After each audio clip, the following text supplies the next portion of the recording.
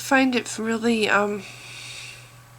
sad that the only answer Christians have for non-Christians or former Christians, people who were Christians but then they're not anymore, is you were never real. That's all they can do. That's all they can come up with. It's like you fly in the face of what they want their reality to be so much that all they can do is, oh, you were never real. That's their explanation. You were never real. That can't happen. That just can't happen. So you just claim that you were real. You just claim that you were a Christian, but you obviously didn't follow the right Christianity, or you weren't taught the right things, or you didn't really want Jesus enough. You didn't want him enough, and that's why he didn't really come into your heart when you asked him to. You have to have the right kind of desire in your heart for him. You have to be, but becoming a Christian is really easy. It's really easy. You just ask him into your heart, but you have to want him in a certain way. You have to ask in a certain way, and if you don't ask in a certain way, if you're not sincere, I know you might think you're sincere, but if you're not really sincere, then he knows. Or he maybe he's testing you, and he doesn't come into your heart the first time that you ask him to, because it's not part of his divine plan yet. So he doesn't really come into your heart because he wants to see if you really want him. So he's gonna kind of like play hard to get for a while, and see how it goes down the road. Maybe down the road you'll ask him and mean it again, and then he'll decide to come into your heart. But you didn't ask him. Maybe you didn't ask him enough times. Maybe that's what it was. Maybe you either didn't mean it enough, or you didn't ask him enough times to come into your heart. That's what it is. Or maybe you didn't have your hands in the proper position when you were praying. There's different kinds of positions, and maybe this position isn't the right one, because he could, so he hits the tips and he runs down the sides, and he doesn't actually get in. It's like water rolling off the back of a duck. This is probably maybe not the right praying hand position. If you're asking him into your heart, maybe you have to do this. See, maybe loosely, so he can fit through the cracks of your fingers.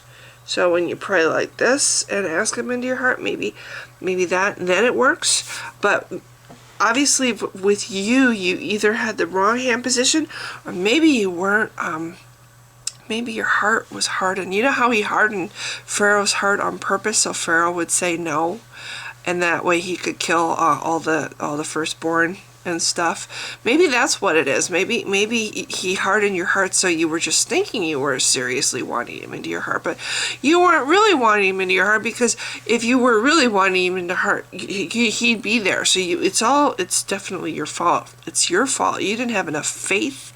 That's what it is.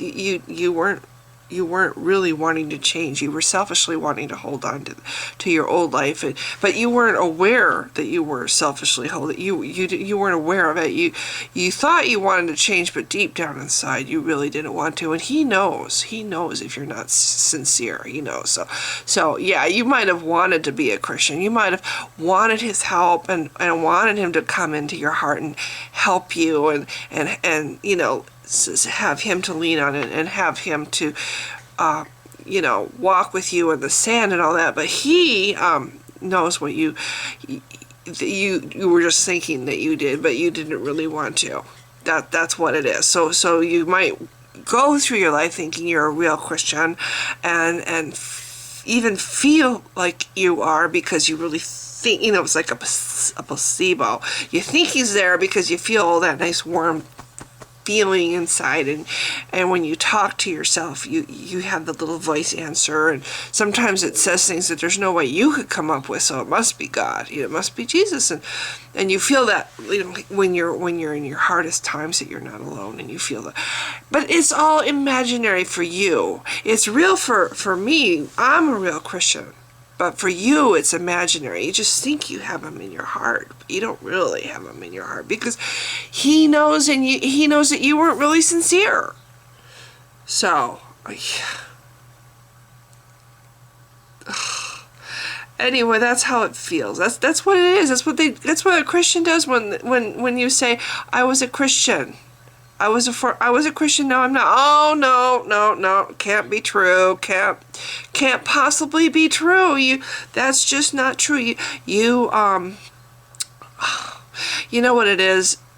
It's Satan. Satan was talking to you and made you think it was Jesus that came into your heart, but really it was Satan, and he was in disguise pretending to be Jesus all this time. And all this time you were really a Satan worshiper, and you didn't know you were a Satan worshiper. And yeah, that's what it is. You were led astray by demons. False. Yeah, that's it. False. And Jesus let this happen because he's testing you. He's testing you to see if you can understand that it's a false Jesus that you had in your heart all this time. That's what it is. It's like deny. Oh, this can't. Oh, it's like a real birth. It's like a physical birth. This is what it is. It's a physical birth. A baby can't crawl back inside his mom once it's born, right? So there's no way that you can change once you decide to be a Christian and you ask Jesus in your heart. It's not like you can undo that because it's a spiritual birth. You're born again. You're like a new creature. So it's not possible for you to go back and be an old creature once you're a new creature. It's not like every day you change just a little bit, and that every day you learn something new and you meet some new people and you become a slightly different person than you were the day before, and like you're not the same person you were a year ago or 5 years ago or 10 years ago. No, it's not like that. No, it's not like you're constantly changing through your walk of life, and that life is about change, and life is a journey, and you learn new things, and maybe it changes your opinion, and it changes your perspective, and it makes you see things in a different way, or maybe see things that like what you used to believe isn't true because now you see things, or you've learned things that you didn't have learned before. But if you're a real Christian, you're gonna be like, no, you gotta have walls up, so none of that happens. None of the new information doesn't phase you. You don't actually process any new information or take it in and let it process in your brain. You have like a wall protecting, because you're born again, so there's no way you're going to be able to go backwards or learn something new, because you're a new creature, so you stay that way. You don't actually, you never change again. It's like once you become a born again Christian, you're on the path, and you stop, and that's where you stay. You stay in that place forever, and nothing happens. Nothing changes what you think or believe, because what you believe right there in that moment is absolutely true.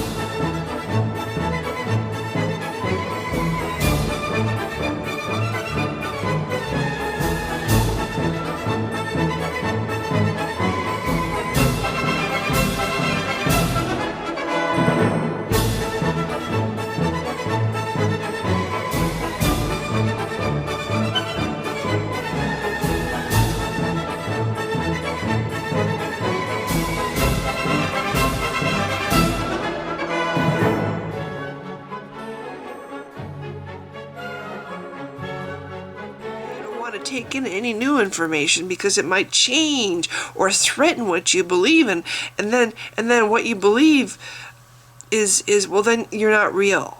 If you take in new information and actually think about it and process it and let it color what or modify what you believed a minute ago, because now you have new information and you have to kind of make that work with. You don't want to do that. You want to put up a wall and block that completely out, so you never change. You're completely stagnant. It's okay to grow. It's okay to grow in your walk with Jesus, and the way to do that is to only read the Bible and only read things by people who agree that the Bible is 100% true. You completely don't want to read anything that isn't apologist pages or articles or books written by people who agree and think just like you do, because that way you don't have any new information coming in that threatens you, and you're not hearing anything that you don't want to hear. You're only hearing things that affirm what you believe and tell you that you're right, because that's what you want to hear and that's what you need to hear to stay in this one place and never grow and never change and never discover or have to feel like you might be wrong, because that's like the worst thing. You never want to doubt. You never want to feel like you're wrong. So yeah, I kind of stopped thinking that way.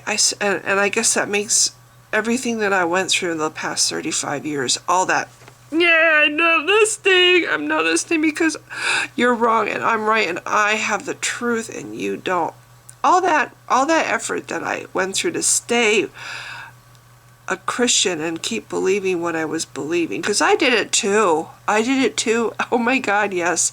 I was afraid to read anything that would shake up my beliefs or made me feel upset. I actually would feel panicky inside. Oh no, I don't want to hear it. I don't want to hear it because what I believe is true. You know, I went through it too. I was the same way, and oh my God. Anyway, I actually had no idea what I was going to do when I put this video together. I just wanted to do an intro of some kind to an Animoto video that I just made because I had this in my head when I woke up. So this is what I'm doing. This is about Christians are constantly in denial of people who change, of people who don't stay stagnant, who are unable to stay stagnant. You know, you try really hard to just not ever, but life happens. Things cross your path. You discover something in the Bible that maybe they should take out because it's so wrong. It's so wrong. It is so ugly or contrary to what you want to think God is. You know, a verse that describes God doing something horrible, or a verse that says that God thinks women are worth less than men, or that homosexuals should be killed just because of who they sleep with, or that children should be killed if they're insolent to their parents. I mean, that's in the Bible. Children should be killed if they curse their mom or dad. Children should be killed if they hit their mom and dad. How many little kids punch their mom or dad when they're having a tantrum? Oh, take them out and stone them. It's in the Bible. There's things that, you know, you don't mean to read, but you might read, and then if you don't get somebody right there on your, oh no, that doesn't really mean what that says. It means this. This is a symbolism. This is actually whatever. Or then you might run across somebody who says that the reason that somebody goes through 13 years of not getting to get out of a potty chair or a crib or get to have any idea of what having a childhood is, or getting to even know what like having a friend is. God did that to that person on purpose to inspire compassion in others. You run across Christians like that who justify God's atrocities or God's indifference to human suffering. Oh, well, there's a reason for that. God has a higher purpose for those people being slaughtered. God has a higher purpose for those little kids starving to death.